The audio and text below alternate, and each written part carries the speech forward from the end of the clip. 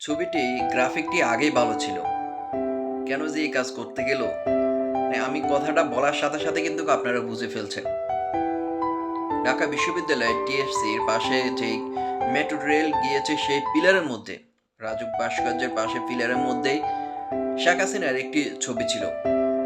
সেই ছবির মধ্যে ৫ই আগস্ট এই স্বৈরশাসক সাবেক প্রধানমন্ত্রী শেখ হাসিনা পালিয়ে যাওয়ার পর, ভারতে পালিয়ে যাওয়ার পর ছাত্র জনতা ক্ষোভে এই স্মৃতিস্তম্ভের গ্রাফিকের মধ্যে তাদের জুতার মালা যা যা ফেলানো দরকার রং যা যা জুতা মারা সবকিছু সেখানে ছিল।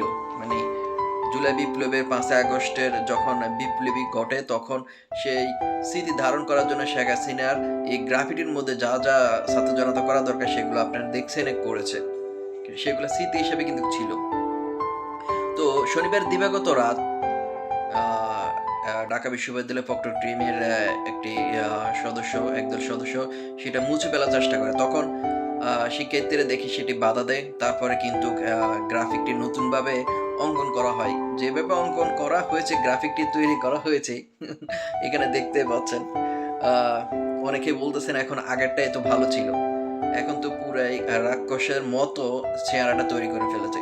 রাক্ষসী তার যেমন তার কর্মজীবন বা যে কাজগুলা করেছেন গত ১৬-১৭ বছর, তার সাথে এই ছবিটা অনেকে বলতেছেন এটা যায়।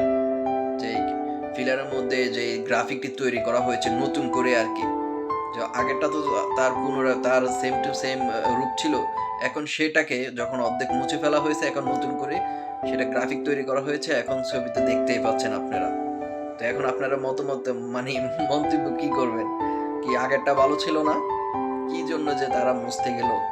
মুছতে গিয়ে এখন বিপদ। এখন তো একবারে চেহারাটা শেষ। এখন মানুষ জনতার জুতা মারতেছে, যা, যা ডিল মারতেছে, যা, যা মারা দরকার ডিল মারতেছে সবকিছু। এরকম জীবনের চেয়েও মানে কি বলবো? সাবেক স্বৈরশাসক পেশিবাদ শেখ হাসিনা।